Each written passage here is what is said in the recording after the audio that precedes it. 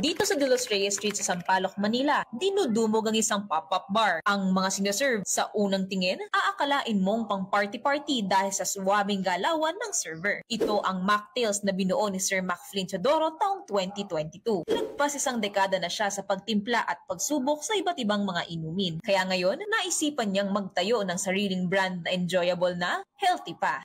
Mas expertise ko talaga yung mga alcoholic drinks like wines, which is ayun yung first love ko. Then cocktails.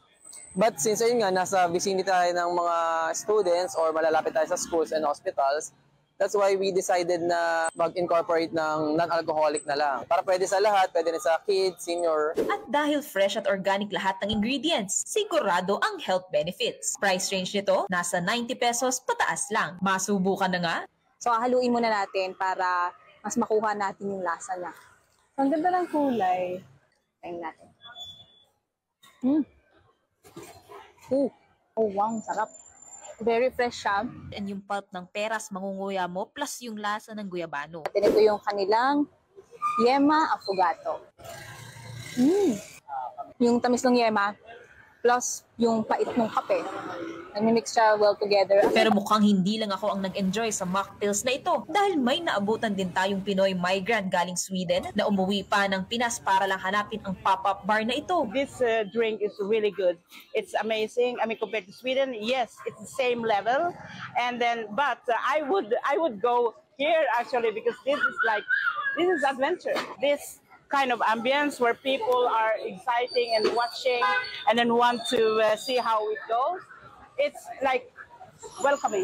Since it's a market, it's for everyone. You don't need to have alcohol to have a good drink. At si Sir Mac, may loyal customers na kahit graduate na sa eskwelahan, sa kanya pa rin dumidiretso. Okay siya, lalo na sa mga underage hindi pa pwede uminom. Para sa mga nag-aaral na gusto uminom pero bawal, so ito na lang alternative kasi wala siyang alak. May seasonal drink sila, so hindi ka maboboard and you have something to expect every other time. Parang nasa bar, pero refreshing ang inumin. Ito ang vision ng mocktails na hindi na makokompromiso ang kalusugan dahil sa pag-inom. Yun nga, dahil 30 na rin ako, so over time, habang nagmamature, mas na-realize mo na mas masarap uminom ng alcoholic drinks pag may okasyon na lang or occasionally. So, kaya mocktails, mas okay kasi pwede mo siyang inumin, daily drinking, like gusto mong mag-unwind pero ayaw mo ng alcoholic. Wala raw problema sa pagiging adventurous sa drink escapades. Pero paalala nila, drink responsibly at laging tandaan ang kahalagahan ng kalusugan. Mobile Journal, Marymon Reyes po, hatid ang muka ng balita. Pag-usapan pa natin ang kwento ng mocktails kasama si Mobile Journal, Marymon Reyes. Aba, Marymon, may baon tayo ha? Correct, ano ba itong mga nasa harap natin? Ito yung ilan sa mga bestsellers nila. So ito yung matcha fizz, tapos Matcha meron fizz. isa gawa sa calamansi and kiwi, tsaka yung strawberry caviar nila which is strawberry boba. So iba-iba siya, depende kasi sa flavors eh. Kukuha rin tayo sana nung cafe base nila. Pero medyo kailangan daw kasi nilang bantayan yung lasa pag na-dilute ng matagal. So Tikman nga natin. Ano ba ito? Ito yung tinatawag na... Yan yung kanilang mistletoe. So yan yung may kiwi, citrus, tsaka yung ano nila. Ano, ito pala yun. Yan yung Heal the Heart. Gawa yan sa calamansi, honey, paprika, Masarap. calamansi. Masarap siya ha? Yes. And Heal the lahat Heart, dito kasi fresh na ginagawa. Sa harapan mo mismo, makikita mong ginagawa sila from scratch. So yung mga ingredients na may mga, totoong mga fruits. Yes, na, may fruit mga slices. citrus. Correct. Ito, tikman natin itong kiwi and... Yan yung may strawberry caviar nila. So yan yung iba sa mga refreshers daw nila. So depende kung ano yung gusto nyo. Meron silang... Pumuputok pa yung parang... yes, Pops J. Kaya yun yung parang mga something unique na ino-offer nila. Inuman ko na lahat para Go, hindi na Pops sila J. makatikim.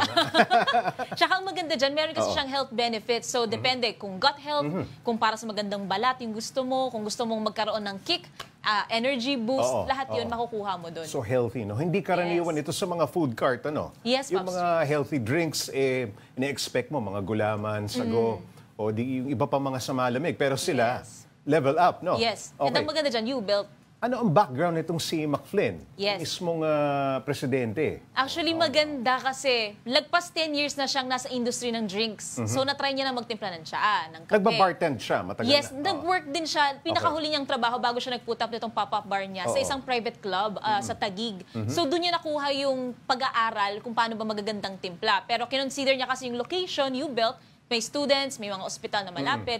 And na-consider niya kasi yung health benefits na kailangan makuha sa leisure drinking or Marami occasional kasi drinking. ngayon health conscious na ano? Yes, Para may Pops J. alternative, ano? Correct. Paano nagsimula yung pagtitinda niya sa kalsada? Paano niya naisip yung konseptong dali natin sa kalsada? Taga dun sila. Kung saan sila Okay. nag-put up ng pop-up bar nila, nandun lang malapit yung bahay nila. So una, strategic location, kasi nga may mga estudyante, and gusto nilang mag-offer daw ng inumin na hindi kailangan magkaroon ng tama na hinahanap kasi mga estudyante, mag-aaral, mga nasa ospital. So doon nila naiisipang ipwesto yun. And so far, so good ang naging business nila for 2 years. Ikaw mismo, sinubukan mong gumawa ng mocktails, ano? Yes, sinubukan ko sa bahay. Successful naman ba? Kayang-kaya ba? Kung nasa bahay ka na? Kayang-kaya, pero the challenge is yung pag-source ng ingredients mo. Kung gusto mong sobrang authentic, sobrang fresh niya, kailangan mo maging masinop sa bibilhin mong prutas, sa citruses, sa syrups, lahat. Pero it's possible. Yun nga lang, kailangan mong aralin yung tamang timpla just to have the better taste na ina-expect. Mga original recipe ba ito ni McFlynn? Yes, and lahat original. daw yan pinag-aralan nila, pinag-eksperimentohan nila. Within the 2 years, from 2022 up until ngayon, nagbabago-bago sila ng menu nila. May seasonal drinks din sila na binabago nila twice a year. So, naiiba talaga and continuing daw yung pag-experiment nila. Meron din silang ibang ngayong sinusubukan na exotic ingredients So, aabangan natin yun. Okay. Pero, kamusta naman ang kita, Merrimon? May kita ba? O baka- Meron. Actually, Oo. Pops J, di ba ngayon Mukhang mamahalin eh. Oo. 90 pesos pataas siya. Ngayon na walang pasok, marami pa rin daw ang bumibili sa kanila.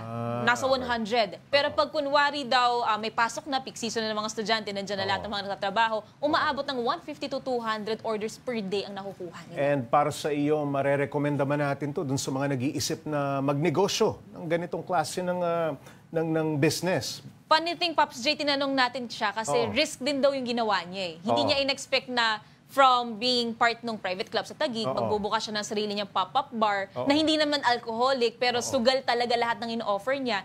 Maganda raw itong risk lalo na kung mahal mo yung ginagawa mo. So para sa kanya, syempre may challenges sa umpisa pagdating sa capital, yung pera, yung pondo niya, yung puhunan niya. Pero lahat naman daw nagiging worth it. Basta mahal niya yung ginagawa niya, gusto niya yung ginagawa niya, and nag-e-enjoy siya. Alright, maraming salamat, Mobile Journal. Merrimon Reyes.